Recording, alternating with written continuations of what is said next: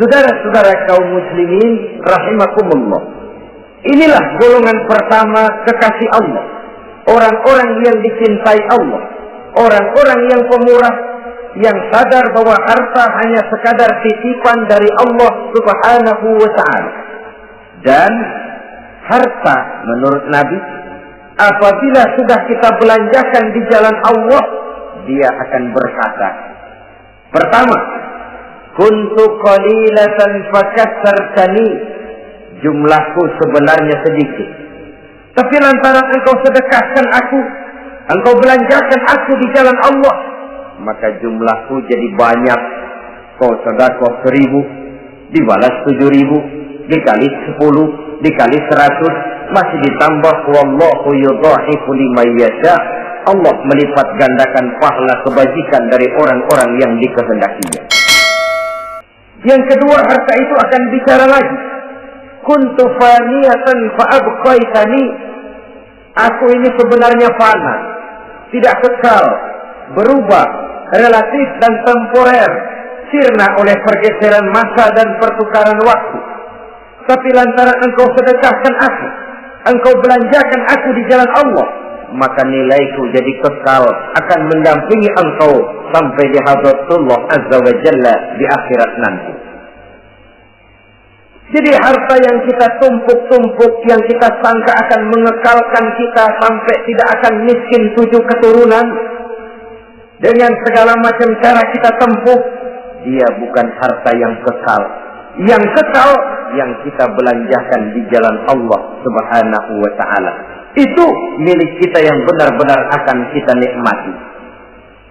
Yang ketiga, harta itu akan berkata lagi, kunta harisi fal'ana sirtu harisaka, dahulu kamulah yang menjaga saya, tapi sekarang setelah saya sedekahkan, setelah engkau sedekahkan aku, setelah engkau belanjakan aku di jalan Allah, bukan engkau lagi yang jaga aku, kata si harta, akulah yang akan menjagamu.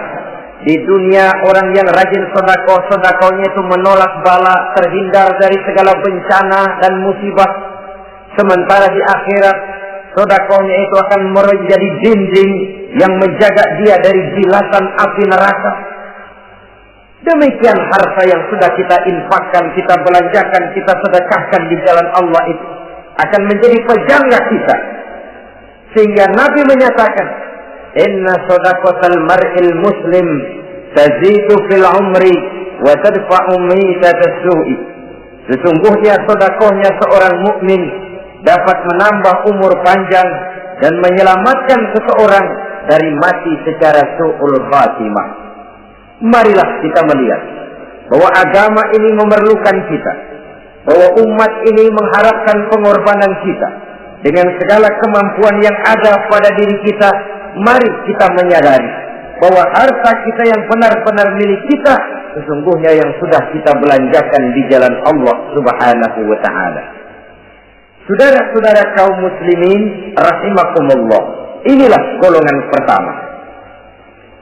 Golongan yang kedua yang dicintai oleh Allah Subhanahu wa ta'ala, uhibbul mutawadhi'in, aku cinta, kata Allah, kepada orang-orang yang rendah hati, orang-orang yang membawa ilmu padi, makin berisi makin merunduk, makin di puncak makin sadar akan kelemahan dan keterbatasannya.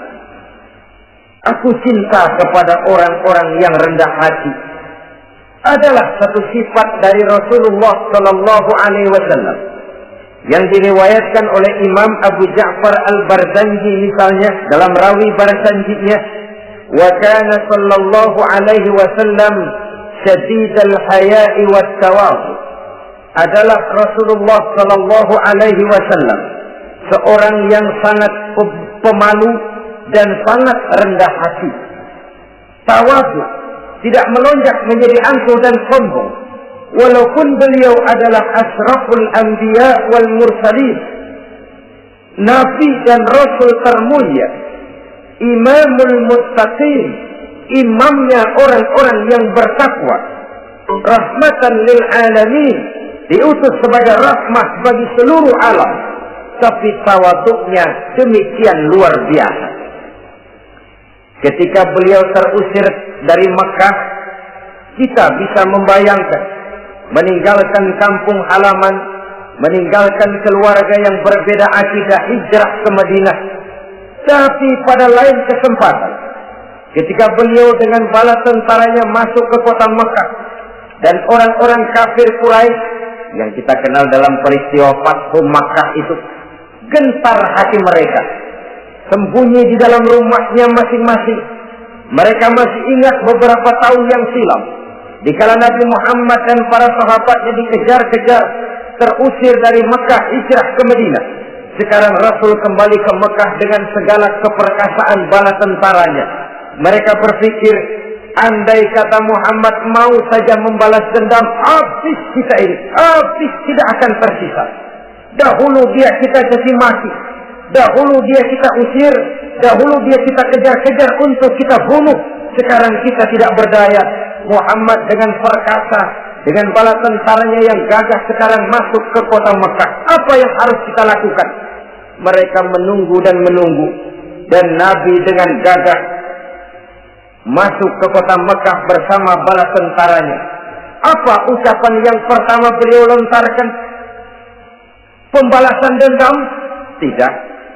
Mencari orang-orang yang dulu mengejar, memusuhi, mengancam akan membunuhnya? Tidak.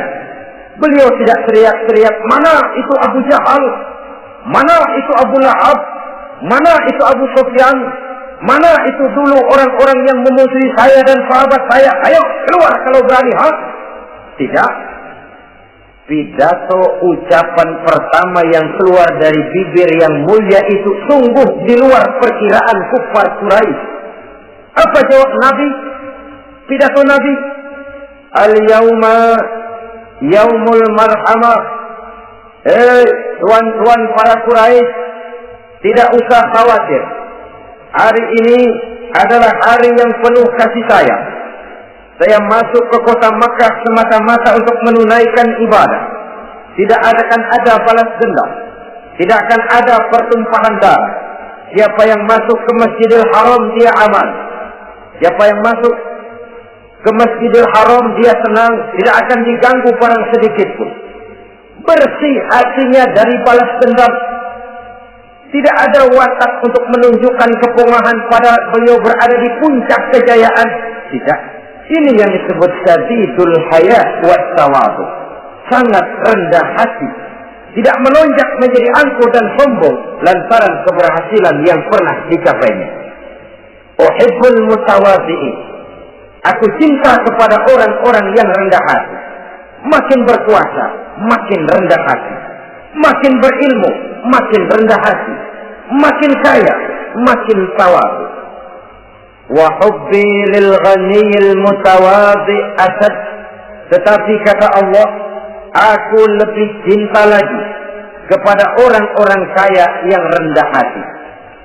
Orang miskin tidak sombong, Allah cinta. Orang kaya tidak sombong, Allah lebih cinta. Sebabnya apa? Rasa-rasanya kalau ada orang miskin tidak sombong, memang sudah harusnya. Tapi kalau ada orang kaya, apa saja dia punya. Kebunnya ada di mana-mana, kendaraannya sejumlah keluarganya, uangnya, depositonya ada di berbagai bank, pabriknya banyak. Apa saja dia punya, tapi tidak sombong, tawadhu.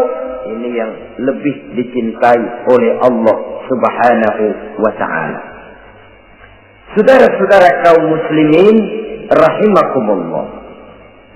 Oleh karenanya, hadis qudsi ini menanamkan kesadaran kepada kita bersama bahwa yang pantas untuk sombong hakikatnya cuma Allah saja.